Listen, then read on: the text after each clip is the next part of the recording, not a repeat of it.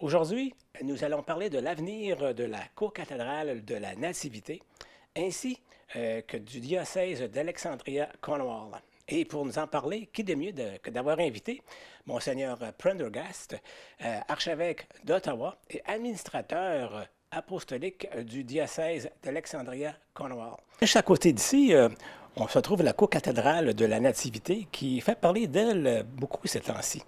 On parle même d'une possible fermeture. Est-ce que vous avez plus d'informations à donner à vos paroissiens à ce sujet?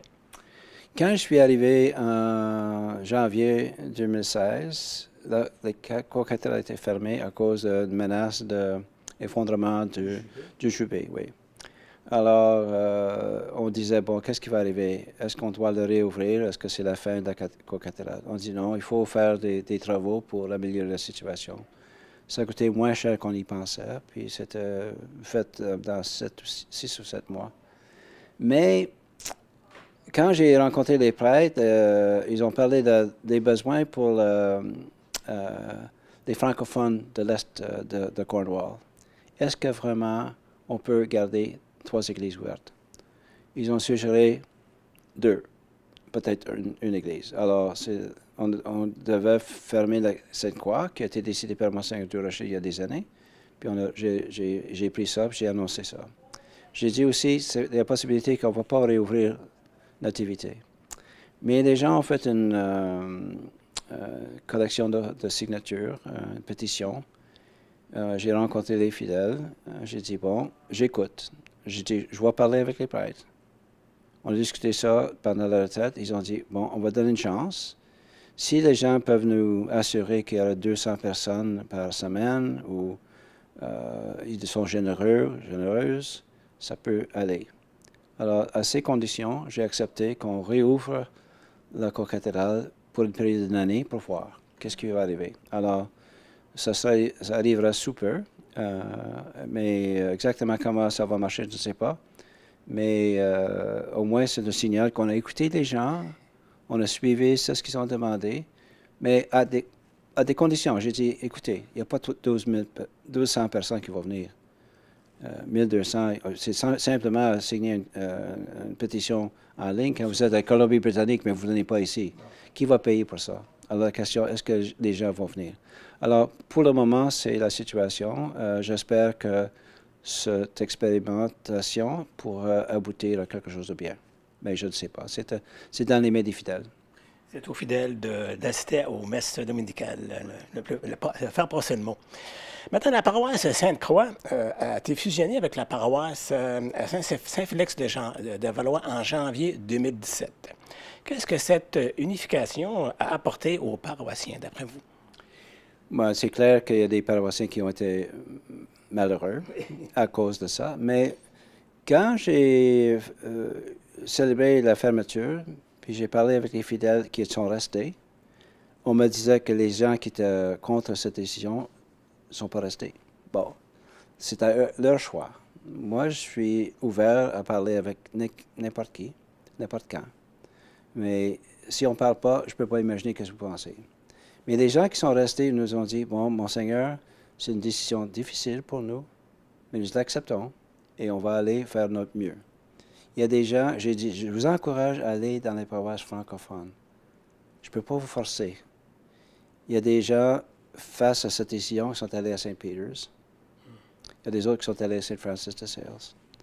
Il y a des autres qui sont allés à Sainte-Thérèse. Ils ne veulent pas aller à Saint-Félix. Je comprends. Peut-être plus tard, ils vont repenser ça, ils vont dire, on va essayer.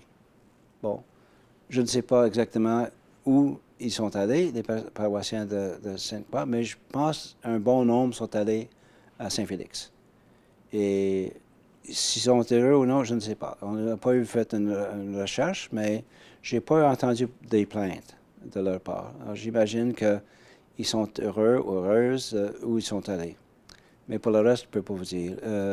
Je pense que ça va assez bien. Alors, la question avec l'activité, il y a des personnes qui, face à la fermeture de l'activité pour les dimanches, parce que c'est ouvert 3 jours en semaine, lundi, mardi, jeudi, dans la chapelle, en arrière. C'est ouvert pour des célébrations ponctuelles. J'ai fêté la messe de minuit, la veille de Noël l'année passée. J'ai fêté aussi le Vendredi Saint, la messe pour les Marguerites, etc. Ah, ça marche. Mais il y a toujours quelques difficultés. Alors, les prêtres ont suggéré une seule paroisse, mais finalement, avec la demande, la pétition, on a fait un petit recul, puis on va voir qu'est-ce que ça va donner. Excellent. Maintenant, un autre sujet qui fait beaucoup parler, c'est l'avenir du diocèse d'Alexandria-Cornwall. Et vous avez eu plusieurs réunions dernièrement là, pour savoir, consulter ce que les gens en pensaient. Qu'est-ce qu'ils vous ont dit? Ouais, il y avait toutes sortes de réactions, non? Oui. On a eu 5 sessions, 2 en anglais, 2 en français, une session bilingue à Chrysler, 2 à Cornwall, 1 à Alexandria, l'autre à Apple Hill. Les gens sont arrivés en bon nombre, sont venus en bon nombre, puis il y avait une franchise de discussion. Il y avait des gens qui ont dit il faut absolument garder un diocèse avec un évêque ici. Les autres ont dit nous sommes ouverts à la possibilité d'être associés à l'autre d'une manière ou l'autre. J'ai suggéré s'il faut fusionner Cornwall avec un autre diocèse, ça n'a pas de sens d'aller avec Kingston parce qu'ils ont une seule paroisse francophone. J'ai dit pour les francophones, c'est important qu'ils soient desservis par une personne qui parle français. Alors, je pense aussi, avec le grand nombre de paroisses francophones, sont à côté des Glengarry et Stormont, qui sont proches de Prescott Russell, ça n'a plus de sens d'être ensemble. C'est les mêmes familles, les mêmes noms. Ils traversent le pont de Saint-Albert pour aller à Chrysler à Saint-Albert, parce que c'est convenable. Alors, il y a une coopération déjà. Alors, c'est une des solutions qui peut arriver. On peut avoir un évêque auxiliaire d'Ottawa qui va s'occuper de l'Est ontarien. C'est une des possibilités. Une autre possibilité, c'est de donner un évêque encore. L'autre, c'est de fusionner totalement avec Ottawa. C'est les 3 choix. J'ai fait un rapport, j'ai donné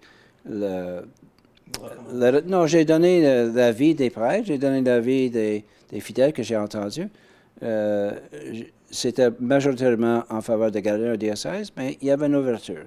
C'était peut-être 57-43, mais il y avait une ouverture. Et si on ne le fait pas à cette heure, peut-être il va le faire en 10 ans. S'il faut le faire en 10 ans, il faut pouvoir le faire à cette heure.